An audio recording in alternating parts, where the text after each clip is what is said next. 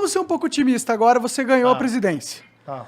E qual que é o primeiro passo? Ó, uma das maiores dificuldades que você vai ter é o Congresso. Sim. O Congresso ele é composto só dos maiores mafiosos do Brasil, em sua maioria, vamos dizer, tem gente boa lá, como tem na maioria dos lugares, mas é um lugar difícil de se lidar, certo?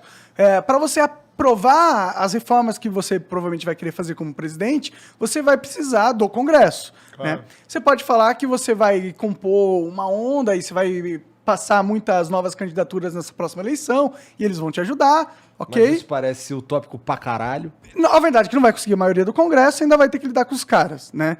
Como que você lida com os caras? Porque esse foi um dos maiores problemas do Bolsonaro ele como presidente, entendeu? Tipo, ele queria governar, mas ele por ser o Bolsonaro, ser inábil de se comunicar, inábil politicamente, ele teve que comprar os caras, entendeu?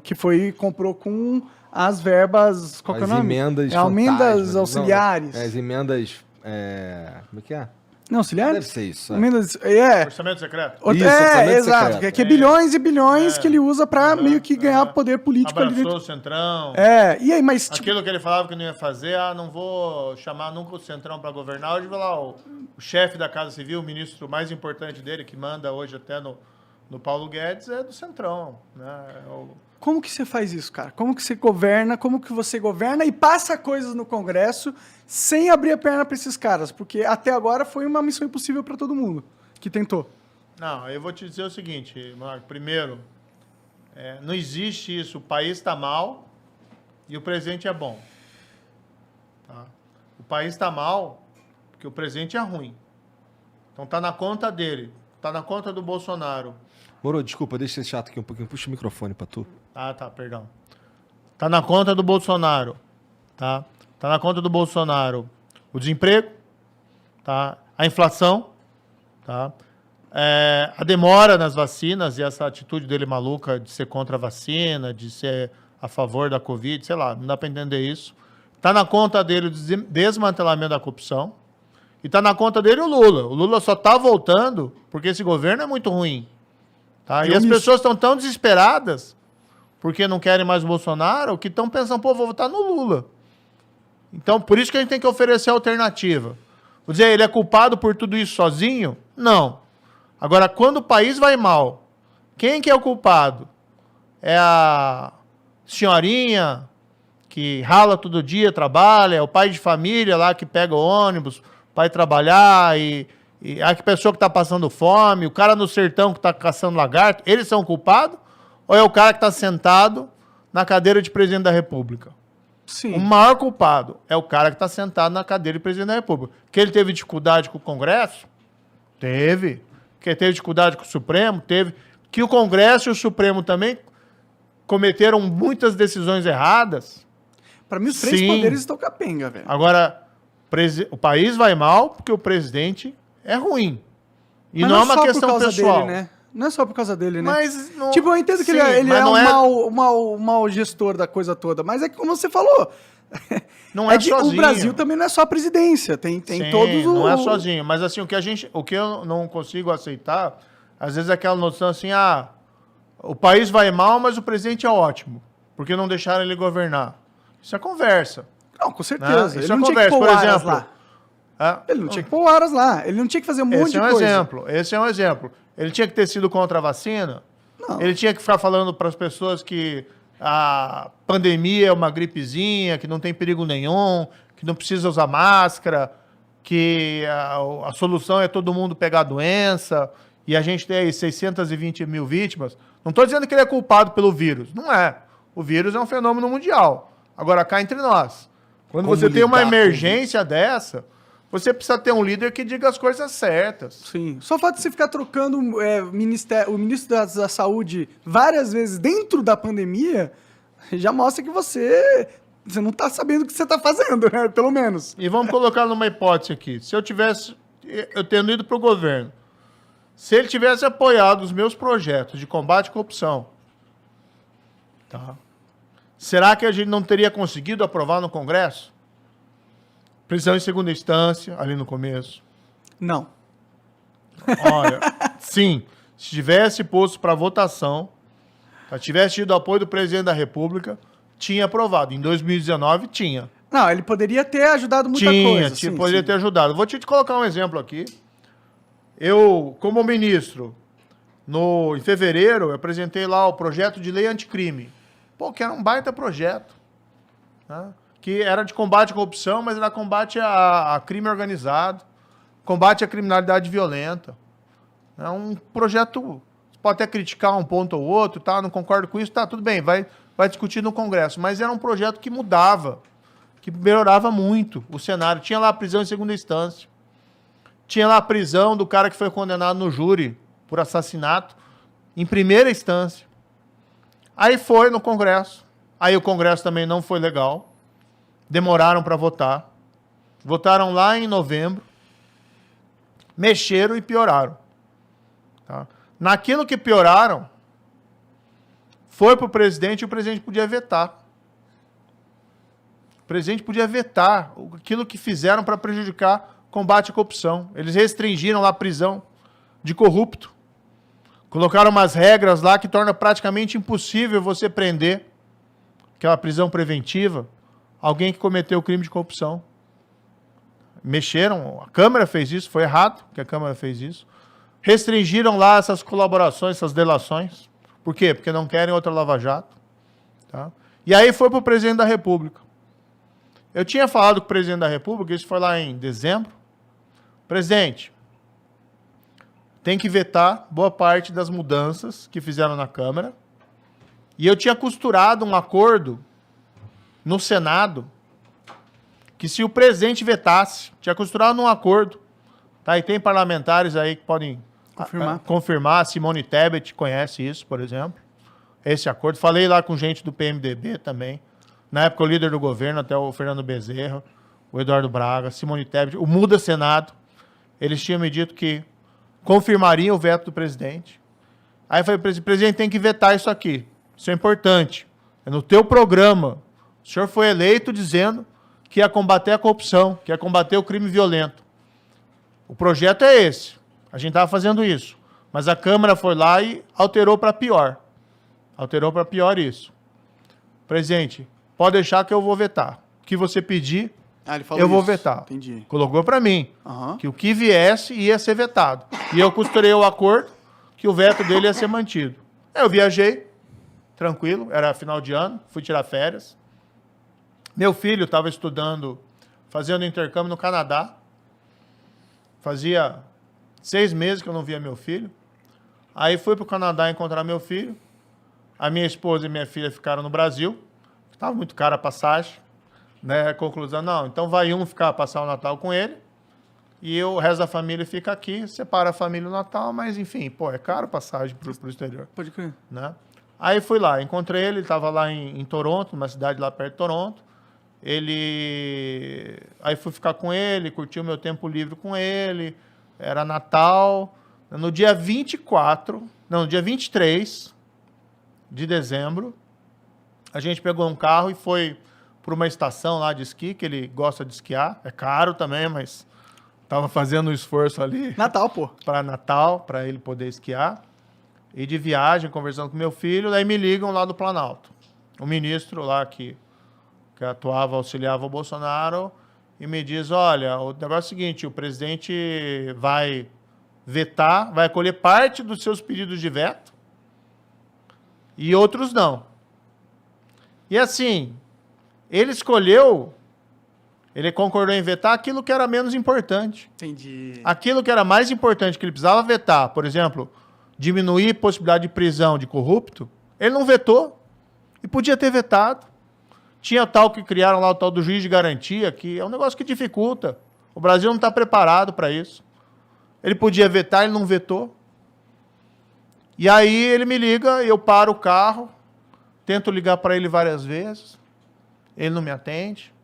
Até que eu consigo, né? Sigo a estrada, chego lá no lugar onde eu ia, a gente para almoçar, mas consigo lá que ele me ligasse. Aí ele me liga, estou almoçando com meu filho, saio ali do restaurante para falar e ele me disse o seguinte: Moro, eu não vou vetar essa parte e tal. Cara, eu não sou um cara de me humilhar, entendeu? Mas eu implorei pro presidente, ao telefone. Falei, gente, compromisso que o senhor teve nas eleições, combate à corrupção, combate ao crime violento. É importante que o senhor vete tudo ali que a gente está pedindo. Falei, ficamos ali quase meia hora falando, e eu pedindo. Moro, quando você voltar, a gente se encontra que eu vou explicar para você. Explicar o quê? Né? Não tinha o que explicar, e daí ele não vetou. E foi publicada essa lei, com os vetos que ele não deu, no dia 24 de dezembro, Natal, véspera de Natal. Por que ele fez isso? Porque no Natal ninguém está pensando nisso. No Natal as pessoas estão pensando na renda, no presente. Sim, tá todo mundo Né? curtindo. Tá todo mundo distraído. Sim. Eu lembro Então- desse dia, dessa notícia aí, realmente foi... Eu fiquei meio broxado pra caralho também.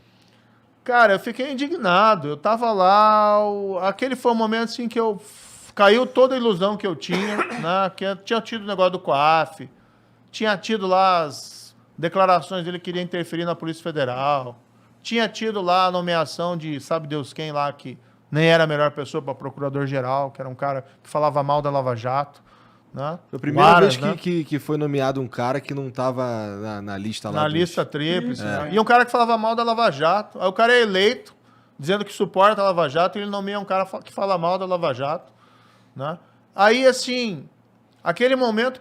É que ele falou que ele acabou com a Lava Jato porque acabou a corrupção no governo dele. Conversa fiada, né? Ele tá abraçado lá com gente que foi...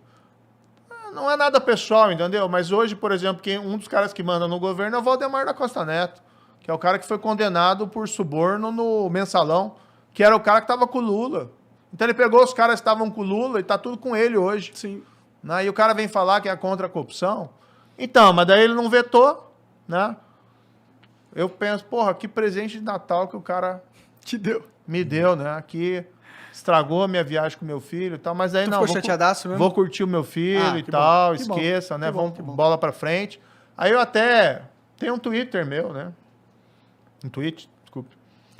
Que eu tava andando lá ainda em Toronto, aí eu encontro uma estátua do Churchill lá numa praça em Toronto, e tem aquela famosa frase dele, do discurso dele, né? Que quando a França cai, né, na Segunda Guerra, frente aos nazistas, e ele faz um discurso inflamado, e ele basicamente, we shall never surrender, nós nunca vamos nos render, vamos lutar na praia, vamos lutar nas colinas, vamos lutar até o fim, nunca nos renderemos, e vamos ganhar essa parada, né? Então daí eu peguei até, vi aquilo lá, tirei uma foto, postei, que era mais ou menos o meu estado de espírito, entendeu? Desapontadíssimo com o presidente da República, que tinha, sim, né, traído tudo que ele tinha prometido, tinha traído a população. Na minha opinião, porque ele não quer que, vamos dizer, que tenha um sistema contra a corrupção que seja forte, ele não quer esses instrumentos fortes, porque ele tem os problemas legais dele. Ele vetou isso, mas assim, você também não pode baixar a cabeça, entendeu? Você tem que olhar e vamos chutar a bola para frente, vamos resgatar um futuro, vamos pensar que se você perdeu uma batalha, você tem ainda uma guerra pela frente e você não pode desistir. Se você for desistir disso, esqueça, né? E você... Por isso que é um pouco, tá, sabe? A gente tá falando, por que você aceitou colocar a sua... Eu fico indignado quando eu estou vendo essa situação no país. Todas essas mentiras sobre a Lava Jato, sobre o combate à corrupção, esse desmantelamento. A gente vê as pessoas sofrendo. E eu vou te dizer, se for reeleito Bolsonaro ou se for eleito Lula, o país vai mergulhar numa crise econômica, porque ambos não sabem o que fazer. O governo que não deu certo, que é o atual. Se o governo fosse bom, cá entre nós, o país estava crescendo. A gente estava numa situação boa agora. Tava numa situação, a inflação não estava alta, o desemprego não estava elevado. Teve 4 anos. Tá? Teve a pandemia e tal, mas veja os Estados Unidos. Taxa de desemprego nos Estados Unidos está em 5%. A nossa aqui está Mas em a inflação 13%. tá alta, né? Dos Estados Unidos aumentou bastante. Mas muito mais baixa do que a nossa. O dólar tá lá para cima. Sim, a verdade é que o Brasil não fez nenhuma reforma estrutural que era importante, então não É. tem como crescer sem fazer. A verdade é essa. A gente tem a casa toda suja, toda bagunçada, e tem que arrumar. Claro. Se ninguém arrumar, nunca vai mudar. A gente nunca vai conseguir melhorar. Tem que reformar tributária, administrativa, blá, blá, blá, blá. Só que essas coisas não passam no Congresso. E é por isso que minha pergunta anterior Não era... passam, Era Marcos, essa. Não passa porque o presidente nem apresenta. Mas, cara, eu sei, mas é que, tipo, você tá otimista demais com o Congresso. Não tô otimista. Você vai entrar lá Não. num bando de... num covil de Dráculas, entendeu? A Sim. política é um covil de Dráculas e os caras não We querem... shall never surrender. Mas eles estão nessa mesma vibe, porra! Não, mas eu acho o seguinte, tudo bem, as pessoas... Ah, mas você acha que você de um dia para noite vai ter um monte de gente trabalhando junto, querendo o bem do país? Não, mas se você não começar a dar os passos na direção certa... Vai ter que ter estratégia. Sim, qual que mas são se esses você não passos? começar a dar os passos na direção certa, você nunca vai chegar num bom resultado. E o que a gente está vendo? O país não avança e o cara que quer voltar, que é o Lula, de um governo que não deu certo, que é um governo dos escândalos de corrupção, que é um governo da recessão. E o que ele está falando de o que ele vai fazer para mudar a economia? Qual que é o plano dele? É o plano do cara que levou o Brasil à recessão em 2014, 2016. Né? Que é gastar, Sim, quer reformar, quebrar o país. tirar as reformas que a gente fez na questão trabalhista. Então, não vai dar certo. Então, puxa, por isso... Mas tem e que fazer você, alguma cara? coisa. Qual que é a sua estratégia? Tipo, você tem que ter, mano, uma Tenho. estratégia pra lidar com essa parada. Porque você Tenho. vai ter que passar lei. Como que Claro. você move o seu capital político, entendeu? Um presidente tem muito poder, tá? Não pode tudo, mas pode muito. Sim. E trabalhando com habilidade junto ao Congresso, qual que é a ideia? Esse período 2022 não é só para trabalhar nas eleições e construir essa... agora a gente tem pré-campanha, né? Mas construir esse projeto. É você também pegar apoio político para esse projeto. O que você tem que fazer? Bota no papel o que você quer fazer, tá? E você vai construir as alianças, seja do mundo político, seja da sociedade, do setor privado, em cima desse projeto. Aí você chega lá adiante e você tem o projeto que foi o vitorioso nas eleições.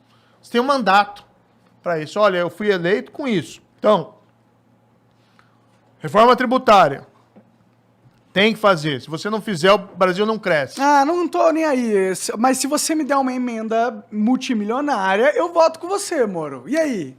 Não, aí é o seguinte, você tem que ter um projeto... Tá dentro da lei, pô. Faz Não, parte do governo. Você tem que ter um projeto, você tem que ter liderança, tá? Mas você tem que ter limites onde você vai. Não é o projeto, não é o meu projeto a gente repetir mensalão.